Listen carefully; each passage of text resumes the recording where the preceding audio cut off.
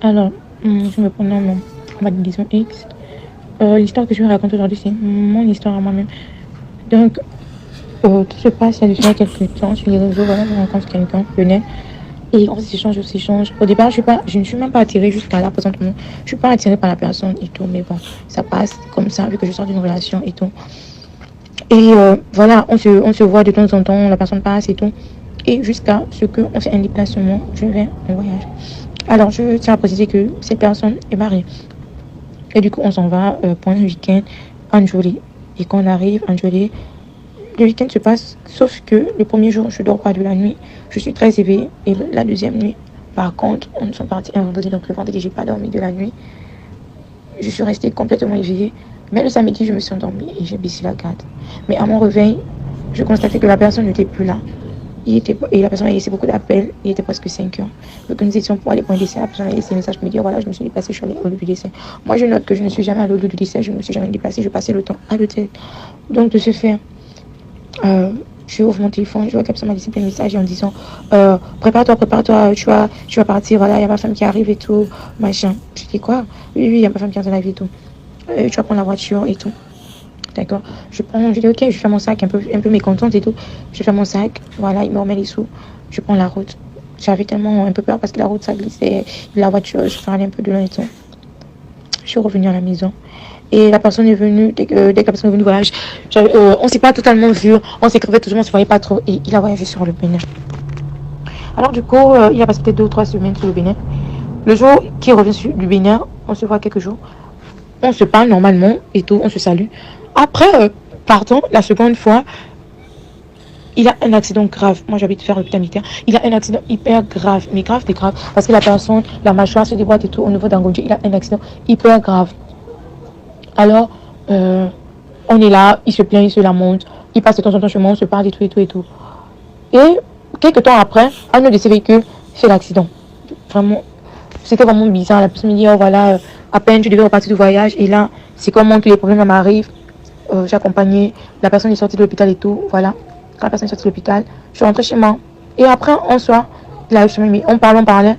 Et je sais pas trop de quoi on parlait. Il me dit, voilà, moi, je suis dans l'information parce que ma femme le sait. Et je te dis parce que je t'aime bien, j'avais aussi une autre copine avec qui j'avais partagé ça. En fait, je suis tombée de nuit et puis j'étais vraiment en panique. Mais je vais rien te faire. Nous, on fait rien. Moi, c'est juste une prière, c'est une religion. Et moi, je tue pas les gens et tout, machin. J'étais ok. Là, je voulais plus la personne. J'étais déjà vraiment trop plus de mes états. J'ai dit ça à mes frères et tout, mais bon. Après, de temps en temps, mes frères et tout. Après, il est reparti au Bénin. Voilà, je vais repartir au Bénin pour quelques jours et tout, machin. J'ai dit, bah, ok, d'accord. Il est parti, voilà. Maintenant, récemment, et avant de partir, on s'est revus, voilà. On a passé du temps ensemble. On a fait ce qu'on va faire et tout, machin. À son arrivée, on s'écrivait de temps en temps. Maintenant, une nuit, récemment, là, parce que je ne prenais pas la chose au sérieux, j'ai commencé à être vraiment malade. Des maladies vraiment pas bizarres parce que moi, notant que je suis célibataire, ça fait plus d'1 an.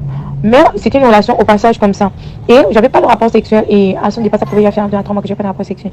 Alors, je lui dis, je me sens pas bien et tout, voilà. Et tout. Je vais à l'hôpital, On me découvre des chlamydia plus. Chose que je comprends pas. Où je fais c'est très propre, les toilettes que je suis sont très propres, je n'utilise pas les toilettes en dehors de chez moi.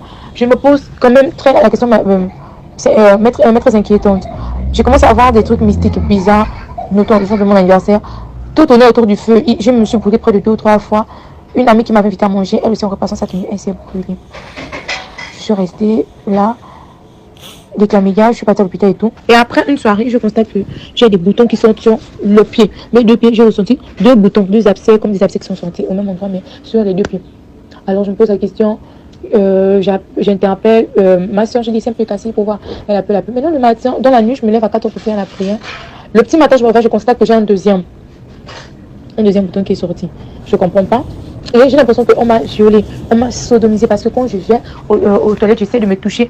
Tout pour moi est sorti. Vraiment, j'ai été violée mystiquement, sodomisée mystiquement. Je vais à l'hôpital, je vois un généraliste par rapport à mes abcès et tout. Le généraliste me dit, forcément, vous avez eu des rapports sexuels par là. J'ai dit, non, j'ai pas eu des rapports sexuels d'ici. Vous avez eu des rapports sexuels. J'ai dit, j'ai pas eu de rapports sexuels d'ici. Ça, c'est des signes qui prouvent qu'une personne a eu des rapports sexuels. Bon, je suis rentrée à la maison. J'ai commencé à faire la prière et tout. Et là, j'ai une amie, elle me dit, Ouais, moi je vais t'emmener chez un grand qui fait la prière et tout. Et là-bas, on va voir comment tu vas suivre tes prières. Voilà, notons qu'il n'y a rien. C'est pas un charlatan, c'est rien, c'est quelqu'un qui fait des prières. Je suis partie pour faire la prière. Quand j'ai commencé à faire la prière, il me dit, toi, tu sors avec quelqu'un. Après, il m'a posé la question, tu suspectes qui? J'ai dit, bon, comme dans toute famille, il y a forcément quelqu'un. J'ai dit, qui je suspecte? Il m'a dit, non, la personne que je vois, c'est vrai que la personne, il est ça, mais la personne que je vois est très sombre. La personne qui est à côté de toi est très sombre, vraiment très sombre. Et je vois le noir autour de la personne. Tu es sorti avec la personne. J'ai dit oui. La personne qui a proposé, j'ai dit oui. Parce qu'il avait proposé de m'épouser à la coutume pendant notre voyage. Moi, j'ai dit non, je ne veux pas et tout. Et après, le monsieur me dit, non, il est très méchant, il est sombre, je vois le serpent, il t'a déjà ligoté, ça a commencé à partir de voyage et tout ça. Mais non, quand j'avais des abcès là, j'ai fini mon pied pour l'envoyer, pour lui dire, écoute, voilà, je me sens pas bien, j'ai des abcès et tout. Il me dit, depuis que tu vas à l'hôpital là, c'est pour ça. J'ai dit, bah oui. Après, je note que je ne lui avais jamais dit que je suis malade, lui, que je suis à l'hôpital, parce que je suis repartie dans mes conversations. Quand j'ai fini de faire ma consultation avec le monsieur, je regarde, je ne vois pas où je lui ai dit, je suis à l'hôpital, je suis malade et tout. Non. À moins que ce soit par appel, et même par appel, je ne me souviens pas lui avoir dit. Comme il a su que j'allais à l'hôpital, bon, je me pose toujours la question. Après, une fois, il m'envoie le message pour me dire, voilà, toi, mon féticheur m'a interpellé sur toi. J'ai dit, ton féticheur? Il me dit, oui, mon féticheur m'a interpellé sur toi. Il m'a dit, il faut que quand tu parles, j'arrête de me fâcher, il faut que je fasse quelque chose sur toi pour que ça passe et pour qu'on contrôle la chose. Un truc du genre. Je dis quoi? Je suis zappée. Et je fais les prières. Donc, du coup, comme il était censé me remettre quelque chose, parce que je lui avais remis les sous de ma petite soeur, il devait faire une commission. J'ai appelé pour lui dire, il faut que tu me restitues les sous en question. Il me disait, oui, je vais restituer. Et pour ça, pour les sous, c'était pas un souci parce que pour les sous, je me pose pas la question parce que je sais que ça, il allait restituer. Mais non, à mon retour, parce que j'ai passé 3 jours chez le monsieur, je suis des prières et tout machin, je constate qu'il n'est plus actif sur les réseaux. Il m'a bloqué. Déjà, la photo de profil, il n'y avait pas d'avant. Je me suis dit que non, voilà, c'est rien. J'ai appelé ma petite soeur, j'ai dit, vu que tu parles avec lui, est-ce que tu peux regarder et tout? Elle me dit, moi aussi, j'ai laissé un message. Mais il n'arrive pas. Il ne me répond pas en fait. Son numéro ne passe pas en fait. Et là, je me suis posé des questions, je suis partie sur Facebook et je constate ma grande surprise que la personne m'a retiré de sa liste d'amis. En me retirant de sa liste d'amis, je suis complètement tombée de nude. J'ai pris le téléphone de mes frères qui sont aux alentours, j'essaie de taper le nom pour cliquer.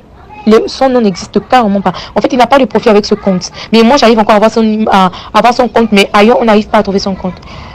Je reviens encore, j'essaie sur le numéro, j'essaie d'appeler le numéro d'avant, ça passe pas, j'essaie d'appeler au Bénin hors connexion, ça passe pas. Et je m'assois. Et je me souviens que la toute première fois que je lui ai parlé à cette personne, la première chose que je lui ai dit, c'est que tu as la tête en revenant, toi. Et la personne a rigolé, genre, je prends ça du bon côté. Et vraiment, si je vous fais cette vocale, en fait, c'est parce que chaque jour qui passe, on ne se rend pas compte du danger qui est présent, du mal, des forces obscures qu'il y a dans ce monde, vraiment. J'aimerais interpeller beaucoup de jeunes filles parce qu'on ne se rend pas compte. On se dit souvent qu'on a trouvé une personne qui est là pour prendre soin de nous, voilà, on s'en fout, ça va. Mais non, mais cette personne, elle a pour un but précis. Et je me rends compte aujourd'hui que je ne saurais comment définir cette personne, si c'est un fantôme ou un revenant, mais c'est qu'elle soit une personne de force, du mal. C'est une personne de méchante. Là, je commence à aller mieux, où je faisais prier et tout, les absences séchées, médicalement et tout, je suivais le traitement. Aussi au niveau de ma partie anale, ça va maintenant, tout est rentré dans l'ordre. Mais je me dis, comme on le dit, la personne sait déjà que j'ai découvert ce qu'il fait et qu'il avait l'intention de me faire du mal. La personne s'est vraiment retirée.